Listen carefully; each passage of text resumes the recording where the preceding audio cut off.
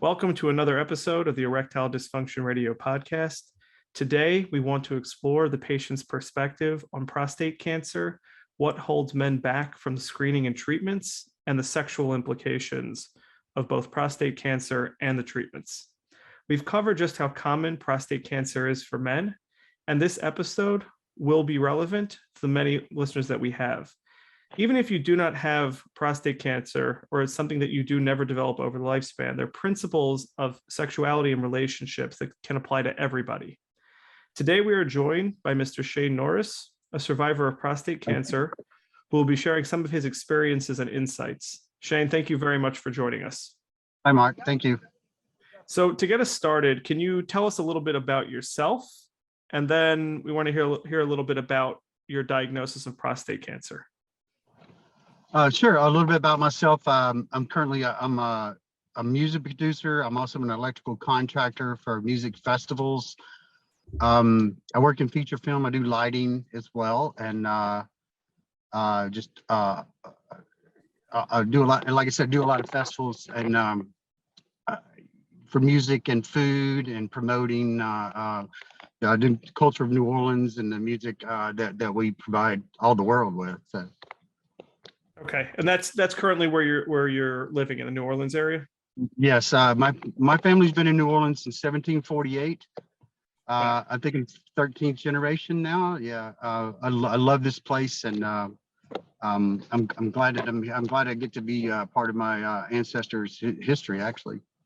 Yeah, that does sound pretty amazing. So, Shane, can you share with the listeners how old are you? Are you currently in a relationship? I'm 62 years old. I am not currently in a committed relationship. I live by myself. Well, I live with my dog, and that's about it, really. As far as relationships go, we have a lot of friends. We have a very, very large community of people in the music community here, especially for funk style music and local music. And so I'm very active in all of that. I'm active in a couple of charities as well. And just mainly promoting New Orleans and electrical work. Yeah. So something the listeners can already gather from this is that post-diagnosis and treatment of prostate cancer, your life has continued to move forward. You continue to remain very active within your community. Now, yeah. At the time of your diagnosis, how old were you? I was 60 years old when I was first diagnosed in March 2020, third week of the pandemic shutdown. Wow. So can you just give us a little bit of insight? What was that like? I'll go a little bit in the future. For the year before that, I'd had 2 shoulder surgeries, had had my bicep reattached twice to an injury working on a film. And I'd a whole year of not being able to work or use my right arm too much. And I had about 10 days to go. And all of a sudden we're in a pandemic. And I've been doing some testing because I have fevers of unknown origin. I have fevers that just go out of control for no reason. And we were trying to figure out what was causing them. And they started noticing my PSA was going up. So 3 weeks into the pandemic, I was diagnosed with prostate cancer, medically urgent, which is very, very strange to go. I went into the imaging building here in New Orleans at Ochsner, and it's a huge multi-story building. There were 3 people in there, me, the receptionist, and the technologist. And I had to go through everything I did cancer-wise, I did during the pandemic. So it was extremely difficult to get. It was really hard to do anything at all, as you can well imagine. Plus, everybody's terrified that you're going to catch COVID and die in the beginning of it. And yeah. And if I recall correctly, New Orleans was one of the hardest hit cities in the first go round of the pandemic. Is that correct? It's absolutely true, because we were having Mardi Gras right in the middle of it, and we were hit really, really hard. Nobody really realized it was COVID. We thought it was really bad flu, and but we came out of it really good. Everybody wore their masks and did everything they were supposed to do. I mean, we are a city that deals with plague. We've had wiped out our population 3 times in its history from yellow fever, so we're kind of used to that. But every time we come back up, people from Texas and Florida would show up, and then we would go right back down. Our COVID would spike again. So it was really tough. Definitely really challenging. And in the midst of all of this, you're going through testing and eventually treatment, which we'll hear a little bit more about. Now, you mentioned that you were diagnosed with a medically urgent prostate cancer. Can you help our listeners understand what that means? Well, we doing the testing for other things, we're watching the PSA kind of creep up, and a little bit of time went by and it jumped to like 5.8, which is, over the limit. And then so my doctor wanted to do a different type of test on it, and she had that sent in, and it almost doubled to 10.1, and that became medically urgent at that point. Okay, so who were your support systems at the time? I just had some friends online, basically. Nobody. I didn't have any support system physically at all. Okay, I did it all by myself. Now, you went through this process alone in the midst of COVID, which was really, really challenging. Now, did you in any way delay the screening process or the treatment process, or this kind of came about because they were testing for other things and then things rapidly moved towards treatment? I delayed treatment. I delayed the suggested treatment by quite a bit. Once we did the MRI, and then it was obvious cancer was there, and then we did the biopsy, and it was more obvious, obviously, by then. I was given two choices: radiation or radical prostatectomy. And I started doing research on alternative methods, and I chose laser ablation, which was not an FDA approved thing. I started a GoFundMe, and I had it all arranged. I collected about half the money I needed, 2/3, had it all arranged and ready to go to have laser ablation done in Galveston, Texas. And they had a hurricane. I couldn't go. I had to postpone it a week. And I went to see my surgeon in the interim and found out they were doing high intensity focal ultrasound now at Ochsner. They've become the 4th hospital in the nation to do it. I immediately canceled the laser in Galveston and rescheduled it here in New Orleans for myself at Ochsner Hospital to do this with ultrasound in order to get around doing radiation or a radical prostatectomy. You were looking to do laser. You ended up doing HIFU, correct? Right. And HIFU's even, to me, seemed to be even better because the laser required a small incision. The HIFU required 0 incisions. I'd actually gotten accepted to the National Institute of Health in Bethesda, Maryland, to do clinical trials on the laser ablation, but I couldn't afford the plane flights during COVID to go up there. And that's why I started doing research, and man. And that seems I'm so glad I did. Yes. Yeah.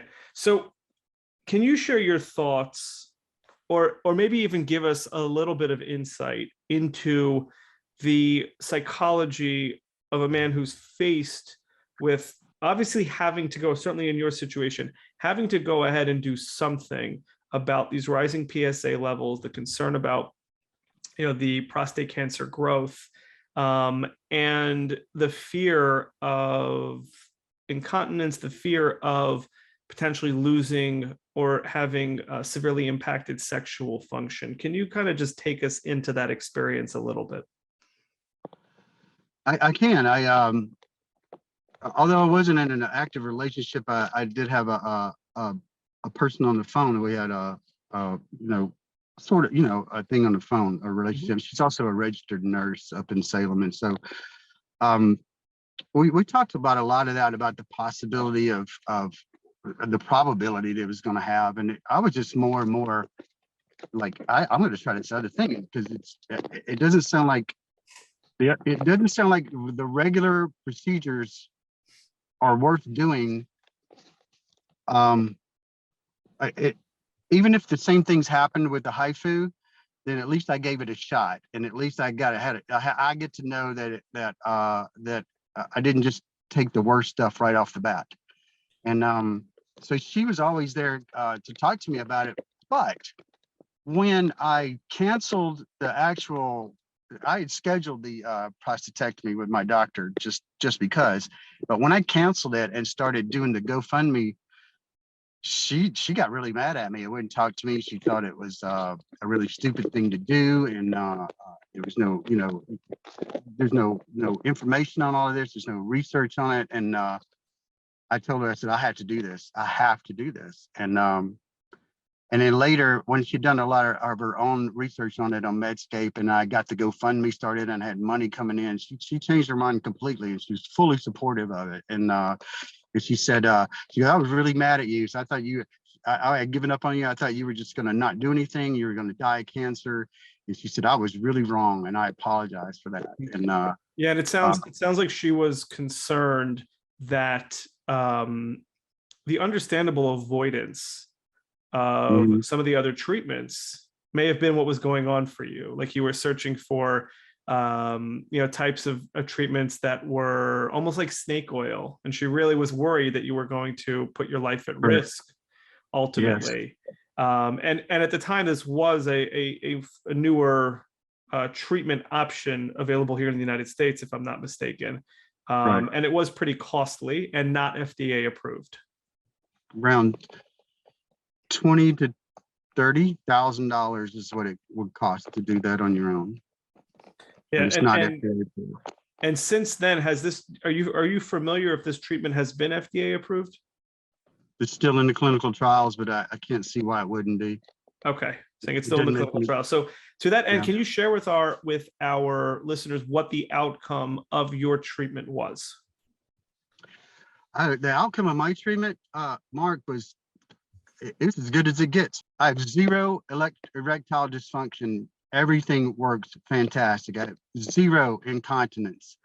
I occasionally have to pee a lot more than normal. I have the urge to pee a lot more than normal. About every 20 minutes or so, I'll get an urge. But practice the Kegel exercises, and rarely is that ever an issue either. It could not have turned out better. Period. Could not have turned out better. And all you have to do, whoever's watching this and listening to this, as a man, all you have to do is get a blood test once a year. Once a year. There's nothing to this to save your life, and save your sex life, especially in your confidence, your ego. Man, I can't tell you. I just can't tell you how many things that it preserves in a man to know that you don't, that you have a chance to not have to have that or deal with that, or deal with depends the rest of your life or whatever. And a blood test, a PSA blood test. Yeah. And HIFU. And if you find it, HIFU immediately. Leading up to and during the treatment and then post-treatment, did you encounter any challenges? A lot of times men don't necessarily have physical challenges, but there is some angst, anxiety, some worry, whether it's regarding the cancer diagnosis or the potential of negative impacts on sexual function. Did you find that you were avoiding sexual activity in any way, or were worried about your performance during that time period? Well, when it first, after the procedure was done, I had to wear a catheter for about 7 days. So obviously nothing there, but about a few days after the catheter came out, 2 to 3 days, I got an erection. And so at that point, it's like, oh, well, this is really great, man. I didn't, I'm not sure why, but I don't remember why, but like, wow, I didn't have to, it's normal. And so a few days after that, they have you take Cialis in order to decrease blood flow in order to encourage the healing. And then, so I hadn't been taking the Cialis yet at that point. I didn't take it very much either. I didn't have to. And the only other challenge is it takes a while. You have to masturbate a lot in order to get the blood out of the seminal fluid. Yeah. But once that was gone, it took a couple of weeks. A very little fluid that comes out. The orgasm, everything, all of that feels exactly the same, except maybe 2 drops of fluid will come out now, which is actually more pleasant, I would imagine, for your partner than not. And I have no, I've had zero problems. And the first time in the bedroom, it was no problems at all, none at all Okay, and since. I'm sure the men listening to this are going to feel Mhm. relief knowing that Yeah, there are treatment options out there that really can minimize the impact. And for many men who are concerned about their their sexual well-being and their sex life, to know that there are options out there, and that prostate cancer does not have to be equated with poor sexual function, no, is relieving to know. It's also important to be aware that with many of the available treatments, many men do make a full sexual recovery. Some do carry higher risks than others, but many of these treatment options, and certainly every man should consult with his doctor for a prostate cancer diagnosis. Many of these treatments can be effective without too much sexual challenge. Of course, there are things that do go wrong, and there are some unwanted side effects with certain treatments. Now, Shane, just kind of shifting gears for a moment. Now, sure. post your diagnosis and treatment, from what I understand, you became a little bit of an advocate for men's health and for health in general. Can you share with our listeners a little bit about your advocacy efforts? Oh, sure. Because a long time ago, I decided I would not let this sort of thing embarrass me to talk about. This had to do with sexual abuse much further in my life, but I made a decision that I wasn't going to be embarrassed about any of that. I wasn't going to let it define me, and I wasn't going to let it make me feel like I wasn't equal or whatever. And so I just talked to men about this, like out of the box. Nobody asked me to do it, and I was like, man, you got to get your PSA. Well, because I did, I was the first person in Louisiana to have this procedure done. And they brought in a team of doctors and somebody from Cincinnati to show them. And because of because of my enthusiasm, that, and I didn't mind joking with my butt in the air in the surgery room. They asked me to do an interview with our local TV station WDSU, which I did a medical thing with Meg Ferris, and they loved it. And ever since people have asked me, would you mind talking about this? Would you mind doing this? And no, I don't mind at all. I want men to be able to. You got to drop that macho thing, man. That's just silly. That's just ridiculous. And then make sure that you go get your PSA and test every word. And then Ochsner also asked me. I'm part of a huge Ochsner commercial program of advertising for Ochsner services, and so now my face is on billboards and things, and which really was really odd to me. I'm usually behind the camera, not in front of it, and so it's just kind of ballooned, and I just agreed to do it, like with you, Mark. I took a minute to get it all set up, but I'm all for it. If it can make a man like not die from this, this stuff's painful, man. You let it go too far, man, and it don't take much. It don't take long, because there's only thin walls apart down there between everything, and it don't take long for that stuff to jump. And you just once a year, twice a year, you get your PSA, man.